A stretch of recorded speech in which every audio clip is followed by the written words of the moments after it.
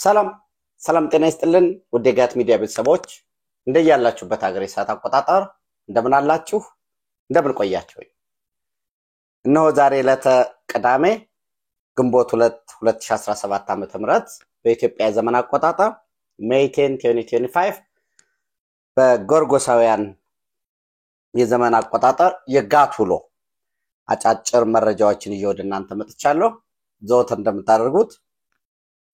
ላይክ አድርጉ ሸር አድርጉ ለወዳጅ ቤተሰቦቻችሁ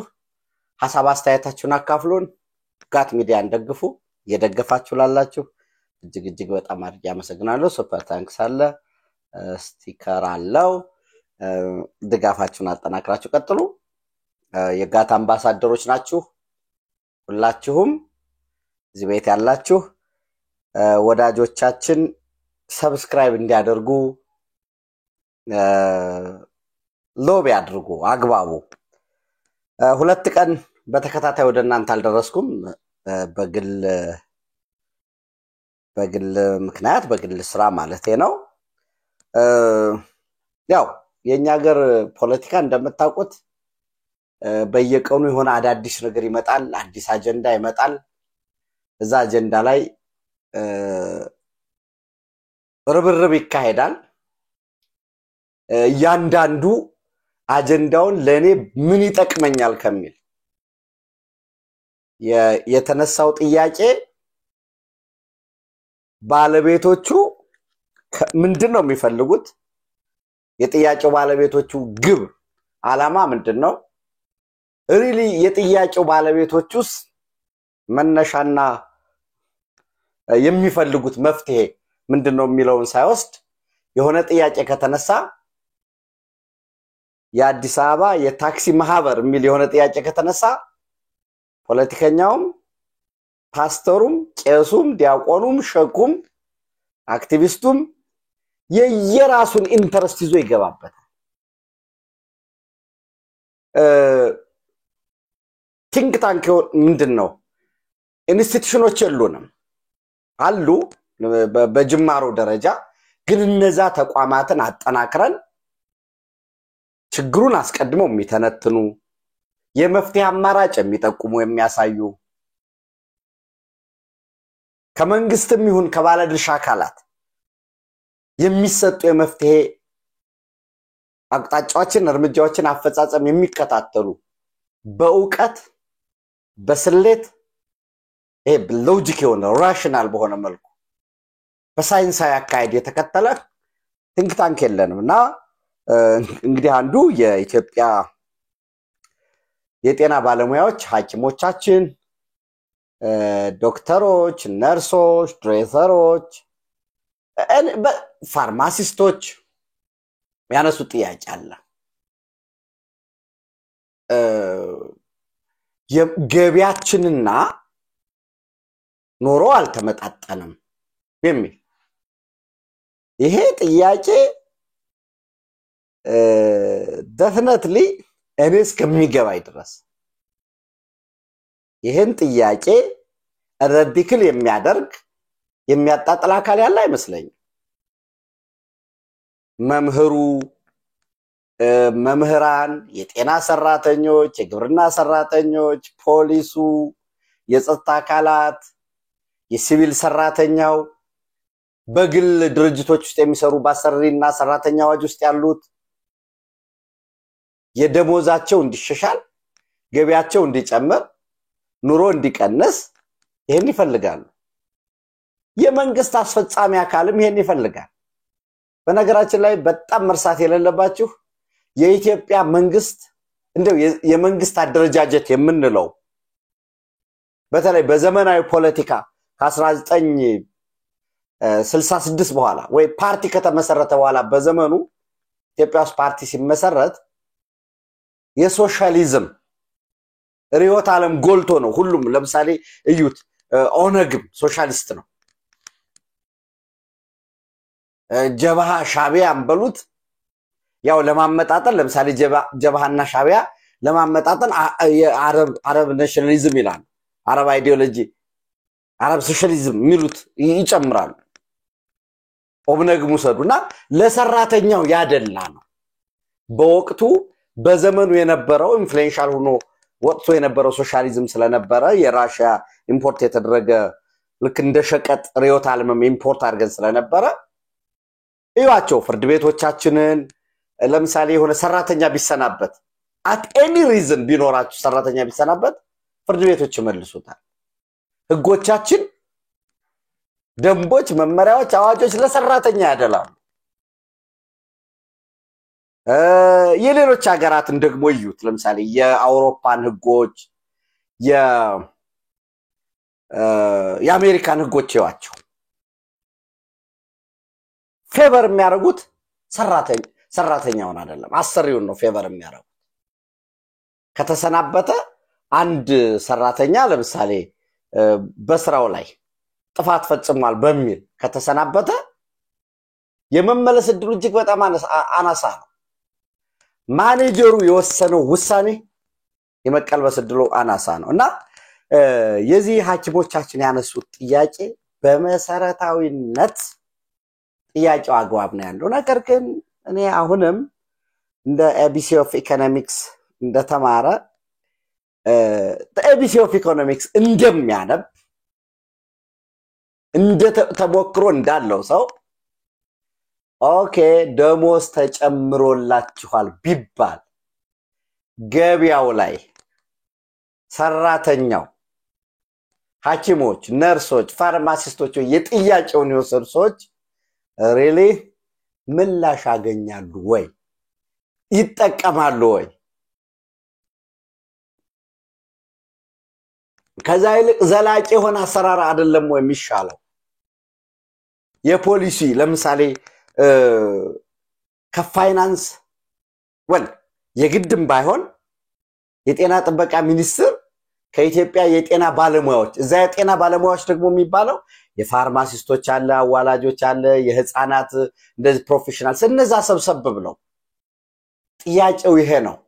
የሌሎች ሀገራት ተሞክሮ ይሄን ይመስላል እንደው ወደ ፕሪንቲንግ ወደ መኒ ፕሪንቲንግ አይነት የሚያስኬድ ምን እንዳይሆን ማለት ያው መኒ ፕሪንቲንግ የሚያስኬድ ስላችሁ በቃ አሁን አንዳንዱ መኒ ፕሪንት ማድረግ እንደ ከባድ ነገር ይወስዷል ባድ ገበያው ላይ ግሽበት እንዳያመጣ ዝም ብሎ ደሞዝ ተጨምሮላል ተብሎ ለምሳሌ 5 ሺህ ብር ተጨምሮላችኋል ተብሎ የቤት ክራይ ሲሄድ ሌላ ታክሲ ሌላ ኑሮ ሌላ ሆኖ just at the end of the day መቁጠሩ ብቻ እንዳይብሰው ምንድነው መካሄድ ያለበት የጤና ኢንሹራንስ ለምሳሌ በቀላሉ ማቅረብ ይቻል ይመስለኛል ሐኪሞች በታመሙ ጊዜ ልክ እንደሌላው የተወሰነ ከደሞዛቸው መክፈላቸው አይቀሬ ነው ማለት ነው የተወሰነ ፐርሰንት ከፍለው ነገር ግን ለራሳቸው ለልጆቻቸውና just ለፋሚሊ የሆነ እስከምን ያህል ድረስ እሱን ደግሞ ራሱ ሐኪሞቹ የሚያውቁት ነው ለምሳሌ እነዚህ ለውበት የሚሰሩ ሰርጀሪዎችን ያካትታሉ የጤና ኢንሹራንስ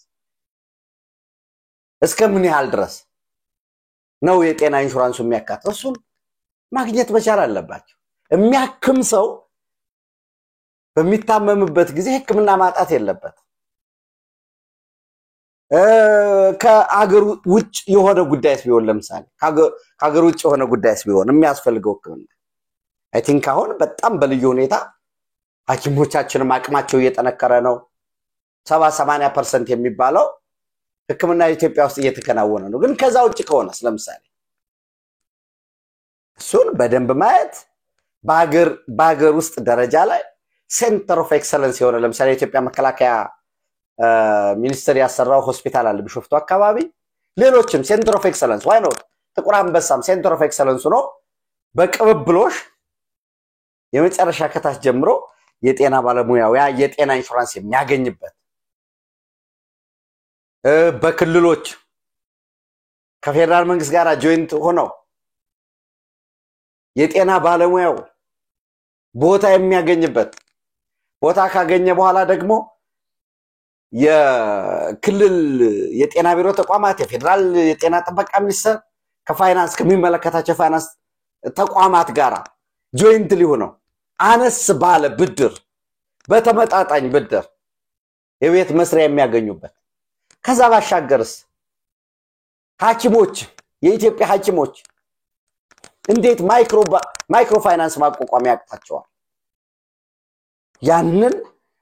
ዘላቂ የሆነ መፍትሄ መሄድ ነገር ግን እንደምታዩት ፖለቲከኞች ራሳቸውን ኢንተረስት ይዘው ተነስ ተቀመጥ ምናምን ይላል እኔ ይሄ ነገር ትክክል አይደለም እንደው በጣም ትዝብቴንም ላጋራችሁ በሚል ነው ከዛ ውጭ ያለው ህይወት እየሰጡን ታመን ብንሄድ የሚያስታምሙን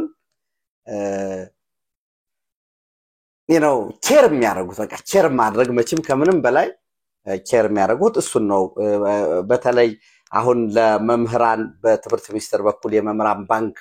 የማቋቋም ሂደቱ እሱ ውጤት ታይቶ ምን ይመስላል የሚባለው ከዛ ተሞክሮም ወስዶ ጤና ጥበቃ ሚኒስቴር ሊተገብረው ይችላል እሱን ተሞክሮ ወስዶ ደግሞ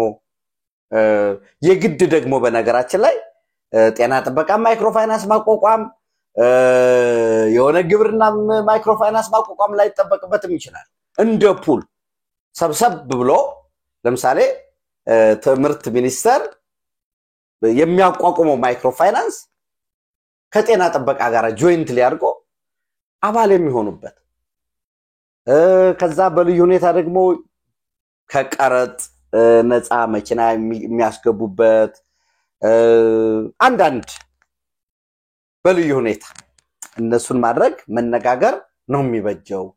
እዚህ ከሰረ ፖለቲከኛ ነው ምንም አሁን አንዳንዴ ለምሳሌ በተቋሚ ጎራ ላይ ያሉ 10ን ሞክረውት ውጤት ያላመጡ ግን ነገ ሌት ስልጣን ቢያገኙ ምንድነው የምታረጉ ብትሏቸው አሁን እኔ ለምሳሌ ለጤና ባለሙያዎች ሊሆን ይገባል የሚለው ነገርኳቸው የደሞዝ ጭማሪ እኔ ፍጹም ተገቢ ነው የሚል ያስፈልጋል ግን ደሞዝ ተጨምሮ የሚያመጣ ውጤት የለም የሚል እምነት አለኝ ከዛ ይልቅ እንደተባለው የዲዩቲ ክፍያ ሰራተኛ ያሰራበትን ክፍያ በወቅቱ መስጠት አስፈላጊ ነው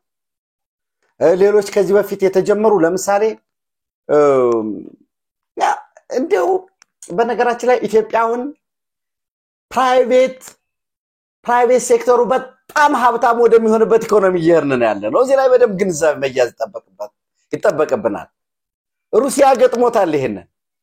ሩሲያ ፕራይቬታይዜሽን የተደረገ ጊዜ እንደው አንዳንዱ ፈንም ሊያረጋችሁ ስለሚችል ነው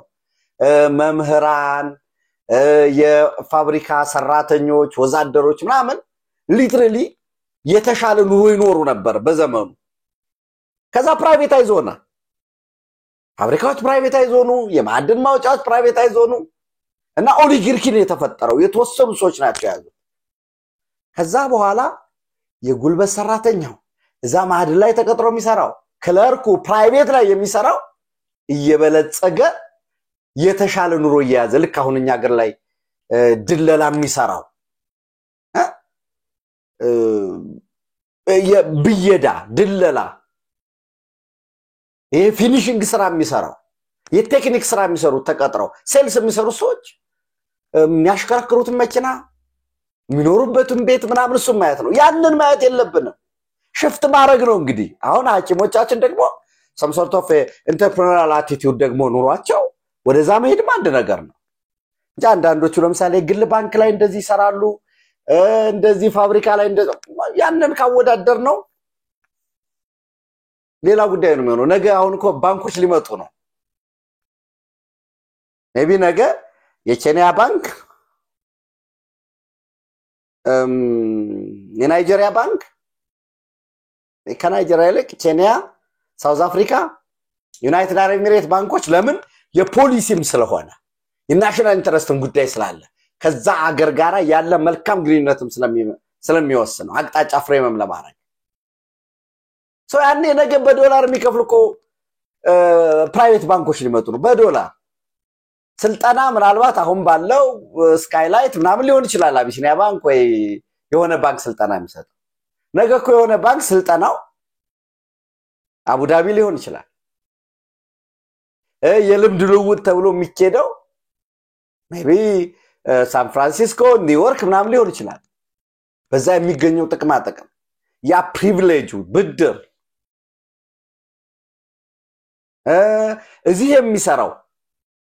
ለምሳሌ ዩናይትድ አረብ ኤሚሬት አንድ ባንክ ኤክስ ባንክ እዚህ ኢትዮጵያ ውስጥ ቢከፍት ኦር ፉሊ በሆነ ሙሉ ለሙሉ ብቻ ወይም ከሆነ ባንክ ጋር ጆይንት ቢሆን በዝውውር ምናልባት ሻርጃ አቡዳቢ ምናምን ሊሆን ይችላል እኮ ዝውውር በሌሎች ባንኩ ባለባቸው ሀገራትና ይሄርን ያለ ነው በጣም ፕራይቬቱን ሰፖርት በሚያደርግ የመንግስት ስራ ምናልባት አሁን ባልኳችሁ አስቀድሜ ባልኳችሁ ቤት የሚሰሩበት የልጆቻቸውን የሚያስተምሩበት ለምሳሌ በየትኛውም ወረዳዎች ካልሆነ በቀር ሞሮለስ ባንጻራዊነት ዞኖች ላይ ወሰዱ ዞኖች ላይ ዩኒቨርሲቲዎች አሉ እዛ ዩኒቨርሲቲ ላይ የጤና ባለሙያው አስቀድሜ እንዳልኳችሁ ፋይናንሱም ተመሳሳይ አድርጎ የሚሰሩት ትምህርት ቤቶች የጤና ባለሙያው ልጆችን የሚያስተምሩ ኦኬ ከዛ ቀጥሎ ይመጣል የግብርና ባለሙያውስ የፖሊስ ልጆችስ የትምህርት ጥራትን በደንብ መንግስት እንዲሰራበት የማረክ እስከታች ድረስ እንደው ትምህርት በሆነ ሴክተር ብቻ የሆነ ኤሪያ ላይ ሴንተር ኦፍ ኤክሰለንስ እንዳይሆን እሱን የመደገፍ ዩኒቨርሲቲዎች በየአካባቢ ያሉትን የትምህርት ተቋማት የሚያጠናክሩበት ቤት የሚሰራበት አስቀድሜ እንዳልኳችሁ እንደዚህ እኔ በነገራችን ላይ ስቲል ለምሳሌ ግራጁዌት የሚያረጉም ካሉ ለምሳሌ ሆስፒታል ላይ ሲሰሩ የነበሩ ባለሙያዎች ነው እኛ ጥያቄያቸውን ሰፋ ማድርገው መጠየቅ ይተበከባቸዋል በእምነት አለ እኛ ለምሳሌ ወደ ግል ሆስፒታል ልንከፍት ስንሄድ የግል ጤና ጣቢያ ለመክፈት የግል ፋርማሲ ስንከፍት እነዚህ ነገሮችን እስከዚህ አይነት ድረስ ከቀረጥ ነፃ እንድናመጣ ይፈቀድልን የግብር ሁኔታ ይታይልን የሚል መሰረታዊ የሆነ በቲንክ ታንክ የተደገፈ ይሆናል ያ ተስፋ የቆረጠ ዝም ብሎ በሆነ በብጥብጥም በምንም ጥቅም አገኛለሁኝ የሚል ዓለም አቀፍ ሚዲያ ይጭሁልህ ወዘተረፈምና ዓለም አቀፍ ሚዲያ አታስተውሱም እንደ እንግሊዝ ደሞዝ አልተጨመረንም ብለው ጮኸው ዘን at the end of the day ምን ሆነ እና ሌሎችም ተሞክሮ ማየት ይተበቅብናል የሚል ነው የደሞዝ የጥቅም የጤና ባለሙያው ግን ተገቢ ነው የሚቀርበት አግባብ ወሳኝ ይመስለኛል ይሄ ስራና ቆማለን ምናምን የሚለው ግን የሚያስኬድ አይመስለኝም I'm sorry የሚያስኬድ አይመስለኝም ያልኩኝ አንደኛ ባዋጁ መብት አይደለም የጤና ባለሙያ ስራ ማቆም ከማይችሉት አንዱ የእሳትና ድንገተኛ የሚሰሩ ሰዎች የጤና ባለሙያዎች የአየር መንገድ ተቆጣጣሪዎች ፖሊሶች የጸጥታ አካላት እነዚህ መሄድ የለባ አድማ እንደማይወጡ አዋጁ ደንግጓል ከዛ ውጭስ ለምሳሌ አንድ ሐኪም አይኖ አስቀድሜ ነገርኳችሁ አሁን እዚህ እኔ ራሴን እንደ ሐኪም አርጌ ነው ማስበው እየሰሩ መጠየቅ ይቻላል ጥያቄውን በደንብ ማድረግ ኖ ፖለቲከኞች የፖለቲካ ፓርቲዎች ይሄን በተመለከተ አጀንዳም አይኖ ፖለቲከኛው ትርፍ ማትረፍ ይፈልጋል ገበያ ነው ፖለቲካል ማርኬት ነው ድምጽህን ስጠይ ነገ እንደዚህ የሚፈልገው ኖ የድምጽ የፖለቲካ የስልጣን ጉዳይ አይደለም ብሎ በደማያት ያስፈልጋል በቲንክ ታንክ በሲቪል ተቋማቶቻችሁ በኩል ብታዩት ይሄ እንግዲህ መስለኛል ከ3 በኋላ አይደለ እስከ ግንቦት 3 ድረስ ነው ቀን ሰጠናል ሚለው ነገ መሰለይ 3 አጋጣሚ ይሁድ ያ ነገ ነው ሰኞ ጀምሮ እናቆማለን ሚለው ነው ተገቢ አይደለም I hope የተወሰኑ ኢንተረስት ያላቸው አካላት ካልሆነ በቀር እየፈረጅኩ አይደለም ይሄንን ይደግፋሉ የሚል እምነትም የለኝም አንዱ ይሄ ነው ሌላው እንግዲህ ምናልባት ያው አስተያየት ሳልሰጥ እንዳልቀርብ የሚል ነው የግልሌንም አንዳንድ ሰዎችም ምንድነው ዝማልክ ምናምን የሚል ፌስቡክ ላይ እንድጽፍ ምን ፌስቡክ ላይ ምኑን ብዬ ጽፈዋለሁ እና አንዳንዴ ደግሞ ስትጽፉና አስተብራሩት እኔ ጀስቲስ ማይ አንደርስታንዲንግ ሐኪሞች ካላችሁ ሪስፔክት አደርጋለሁ በጣም እኔ ህክምና ቆንጆ ፕሮፌሽን ስለሆነ ነገር ግን አንዳንዴ አቅሙን ወቅታዊ ሁኔታውን ሪሊ ደሞዝ ቢጨመርስ ምንድነው ይሄን ግለት እንዴት እንጠብቀው እና የሚለውን ማየት ያስፈልጋል እንዳልኳችሁ እኔም ለምሳሌ እኔ የፖለቲካ ኢንተረስት ካለኝ እኔ ለራሴ ብዬ የማጫጭሁበት በሌላ ሞክሬው ለምሳሌ በጣም ብዙ ነገር ይሞክራል ሰው ያው ፖለቲከኛው ስራ አድርጎ ስለያዘው ማለት ነው ሌላው ምናልባት ህዋት ትናንት መግለጫ አውጥቷል ያው እንግዲህ ህዋትም ከግንቦት 5 በኋላ እንግዲህ ይሰረዛል ወይንም ከግንቦት 5 በኋላ መሰረዙ ወደዛ የሚያመራ ይሰረዛል አክቹአሊ ያልኩ አይደለም ያ እንግዲህ ሌሎች አካሄዶች ይኖሩታል ነገር ግን ምንድነው ባወጡት ትናንት ግንቦት 1 2017 ሁለት ጉዳዮች አንስተዋል በዚህ ላይ ነው አስተያየት መስጠት የምፈልገው ከዛው ከፌደራል መንግስት ጋራ በመግባባትና በመነጋገር ችግራችንን ለመፍታት እየሞከርን ነው የሚለው በጣም ወሳኝ ነገር ነው ጥሩ ነው አንድ መሰረታዊ ስህተት ግን ከአንድ ሐቅና ሳቅ ሚዲያ በመሰራበት ወቅት አበበች ከሐሳይን መታቋት ሁላችንም እንወዳት ጋዜጠኛ ጋር ከሷ ጋር አንድ ቆይታ በነበረው ወቅት ሪከመንድ አርገን የነበረው ያኔ የፕሪቶሪያ ስምምነት እየተባለ ማጭበርበር እንዳይኖር የፕሪቶሪያ ስምምነት በእንግሊዘኛ ነው የተፈረመው ያው የተፈረመው የእንግሊዘኛ መጨረሻ ቢሆንም ያው የዓለም አቀፍ ኮሚኒቲው ግን በአማርኛ በአፋርኛ በሶማሌኛ በሁሉም ሀገሪቱ ቋንቋ ተተርጉሞ እንዴ ባይበተን እንኳን አክሰሰብል መሆን መቻል አለበት እንዴ የፕሪቶሪያ ስምምነት ነው ሲባል ምን ማለት ነው እንዳይ እንጂ ከዛው ህዋት ያዲግ አይኑን በጨዋጦ ባድሜ ተፈርዶልናል ብሎ እኮ እንዳልተፈረደለት ያወቀ ሰልፍ ያስወጣ አካል ነው ለህዋት ያዲግና ለወራሾቹ መዋሸት ማለት በቃ ጥበብ ነው አይነው ለፕሮፓጋንዳ ጥሩ ነው ይዋሻል ግን ተከታይህ አድማጭህ ደጋፊህን ምንም እንደማያውቅ እንደቃቆጥሮ እና አንደኛ የተሸሻለው የምርጫ ምናሉ የተሸሻለው የምርጫ እንግዲህ ምርጫ አዋጁ ተሸሽሏል አይደለ እና የተሻለው አዋጅ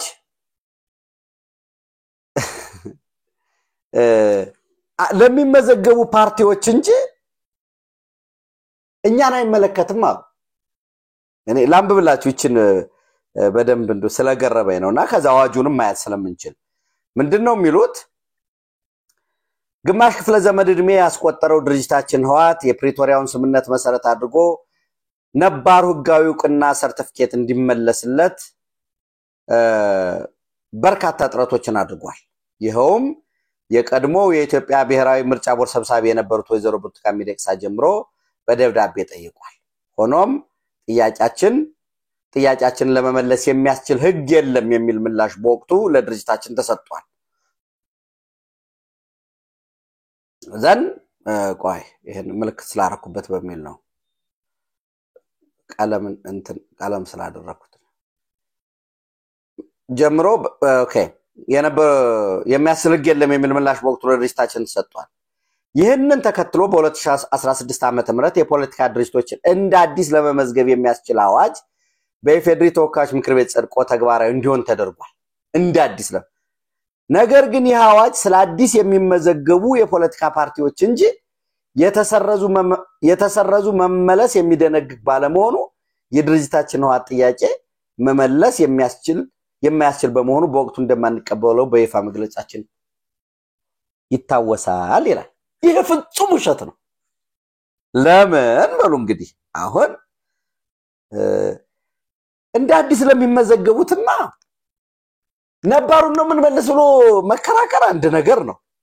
ግን አሁን አንድ ጊዜ ለፓርቲው አባላት ለሚመጣው ለታሪክም ለራስ ክብርም መጨነቅ ያስፈልጋል የተሸሻለው የምርጫ አዋጅ ምንድነው የሚባል ሲል ይሰረዛሉ የተሰረዙት ተመልሰው በሚመዘገቡበት ጊዜ ምን መደረግ አለበት የሚለው ነው የሚያትተው እና እንደምታውቁት እንግዲህ ራሳቸውን በደብዳቤያቸው በመግለጫው ላይ ኦፍ ኮርስ አካተውታል ተሰርዘን እንደነበረ ይላሉ ተሰርዘዋል ከዛ በኋላ ተመልሶ ለሚደረገው ምዝገባ መካሄድ ያለበትን የሚጠቅሳለ እሱን እንትን ልበላችሁ ላምብብላችሁ ማለት ነው ራሱ ትንሽዬ ስለሆነች አንድ ገጽ ስለሆነች የምርጫ ቦርድ ማሻሻያ አዋጁ ምንድነው የሚለውን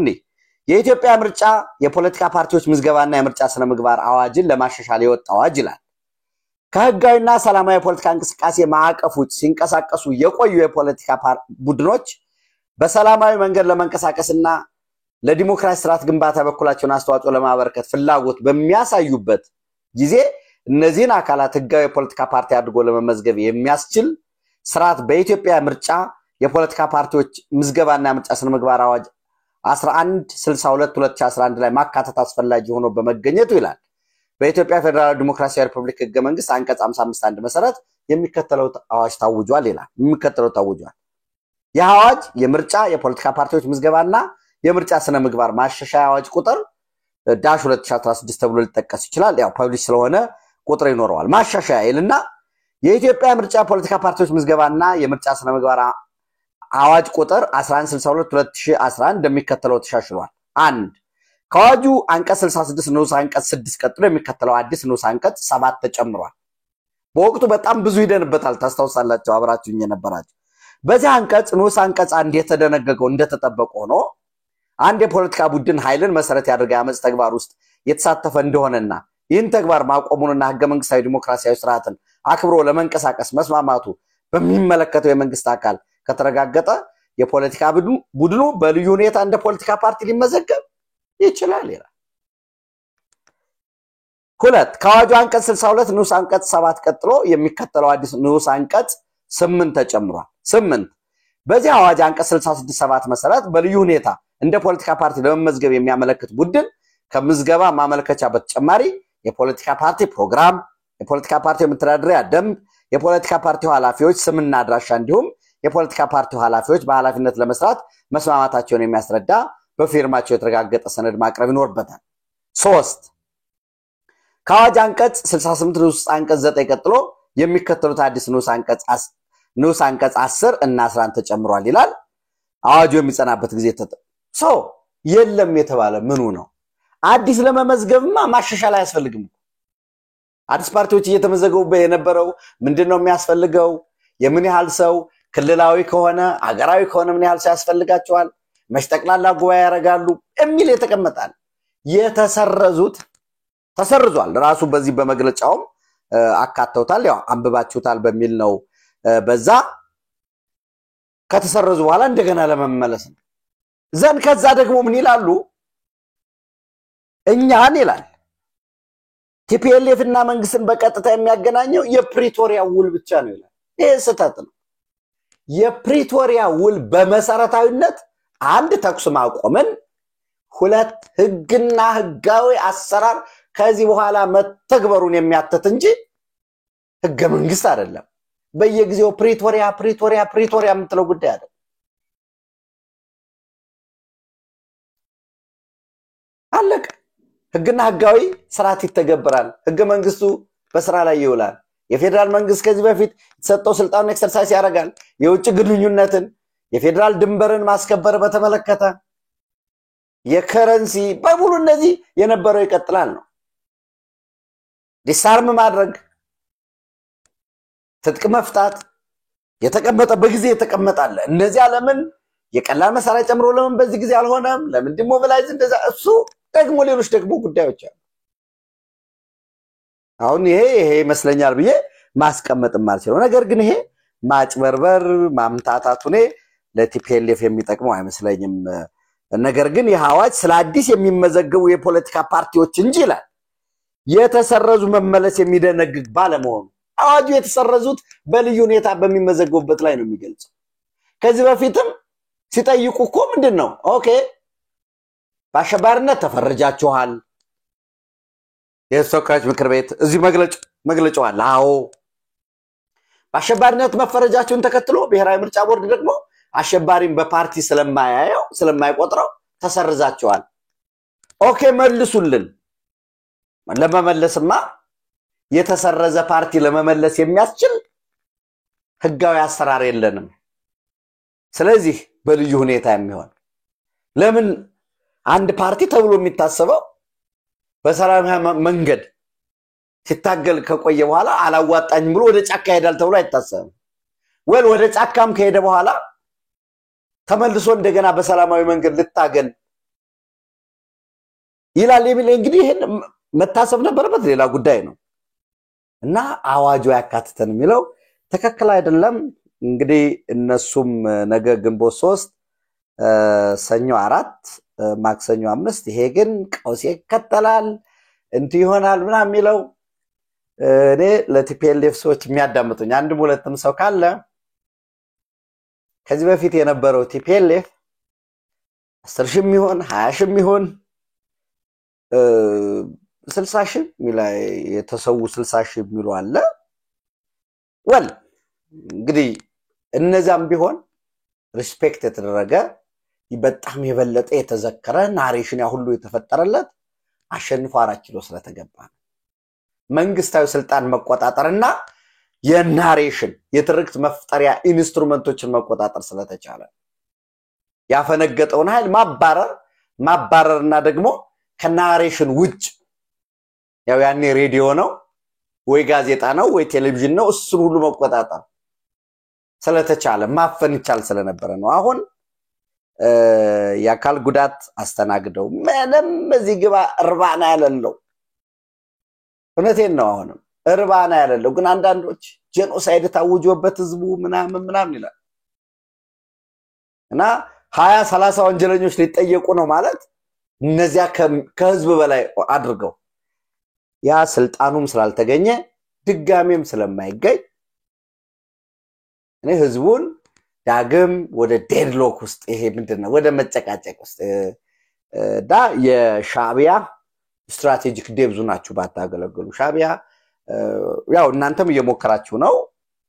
ሻቢያ የጦርነት ሜዳውን ትግራይ ማድረግ ይፈልጋል እናንተ ደግሞ በጀነራል ምግበይም በኩል አድርጋችሁ አሁን ተፈጠረ የተባለው የአማራ ፋኖ ብሔራዊ ኃይል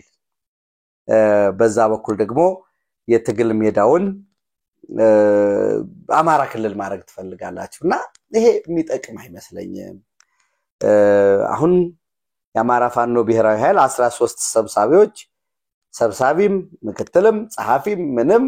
ኃላፊነት መከፋፈል ጠፍቶ ከዛ ከነበሩበት ኤግዚት መውጫ በሚል እኔ አሁን እዛ ዝርዝር ውስጥ መግባት ስለማልፈልግ ነው የሆነት ያንን ተደርጎ ሎጎ ኮምፒውተር ላይ አንድ ሎጎ ተሰራ በቃ ከዛ እልል በቃ ልክ እንደ ትልቅ ውጤት እንደተገኘ ያ ዳንኪራ መመታቱኔ አስፈላጊ ነው የሚልም ነገር የለኝም በነገራችን ላይ አንድ መታወቅ ያለበት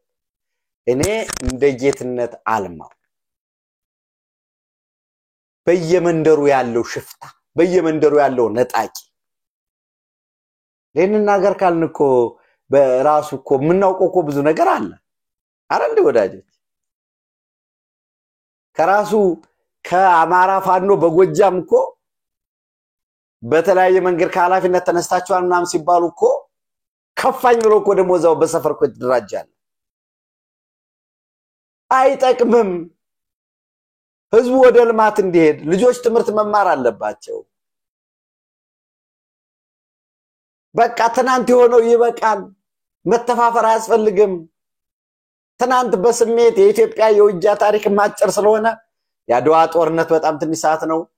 ማይጮም በሽንፈት ቢጠናቀቅ በቃ ትንሽ ነው የሆነው የተራዘመ ጦርነት ተዋክተን ስለማናቅ በቃ ሆ ተብሎ ተዘሎ 4 ኪሎ የሚገባ መሰለ በቃ በውስጥ በመዋቅር ውስጥ ያሉ ደጋፊዎችም ታዝለው በቅሎ እየጎተቱ የመጡ ስለነበሩ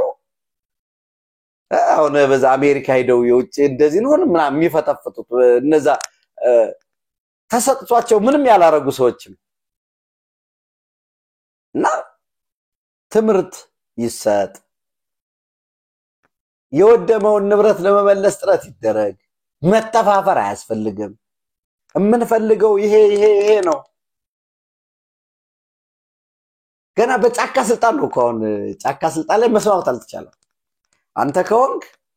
ግን አካባቢ እንዲበተናል እከሌ ይሁን እከሌ ሰብሳቢውን ነው በፍጹም አይሆንምና ያ ከሚሆን ጦርነት አያስፈልግም ለሻቢያና ለህዋት ስትራቴጂክ ደብዝ የውጊያ ሜዳውን ወደ አማራ ክልል ለማምጣት ለጀነራል ምግበይ ለኤርትራው ኮሎኔል ፍጹም አቅጣጫ እየተሰጠ የጦር መሳሪያ አሁን በበቂ እንሰጣቸዋለን ብለውናል ይላሉ ደውሎ እና ይሄ የሚጠቅም አይመስለኝም ይሄ ተመሰረተ ተብሎ በቃ ጥሩምባ ምናምን ይነፋው እኔ የእውነት ሲሪየስሊ ግን አንድ ነገር ልናገርኝ በዚህ ለታሪክና በቃ እንዲሁ ነው መኖርም ይቻላል ማለት ነው ትላላችሁ በቃ ዳንዳንዴ እኮ ዝም ይባላል በቃ ኦርጋናይዜሽናል ስትራክቸር የሌለው ዩኒቲ ኦፍ ኮማንድ በቃ ቢያንስ ኮማንዲንግ ሄት የኮማንዲንግ ስትራክቸር የሌለው ማን ነው በሆነ ጉዳይ ስብሰባ የሚጠራ የግንኙነት አውታሩ ኦኬ አንድ ሚስጥራዊ ነው ሊባልም ይችላል ችግር የለው አይ በተቀመጠው አግባብ ነው አንደኛ ከላይ ያለው እና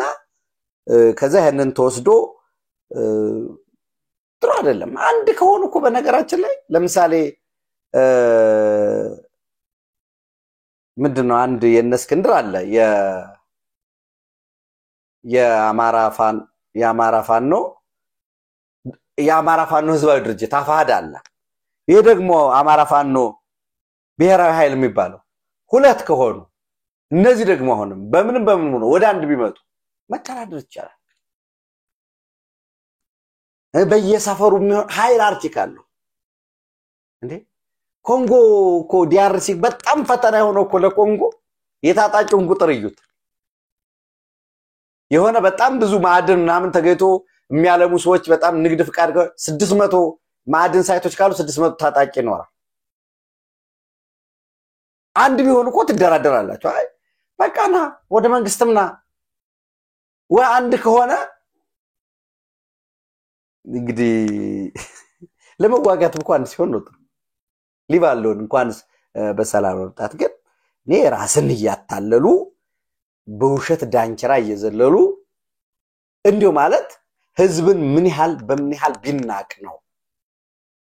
ተከታዩስ ምን ያህል ቢናቅ ነው ይህስ እያወቀ ሆድ ሲያውቅ ዶሮ ማታ እውነታውን እያወቀው እቤቱ ሲሄድ የሚቀርብለት አሻሮ እንደሆነ እያወቀው ዶሮ ነው የምበላ የሚለው ከየት የመጣ ነው የሚለው በጣም የሚገርም ነው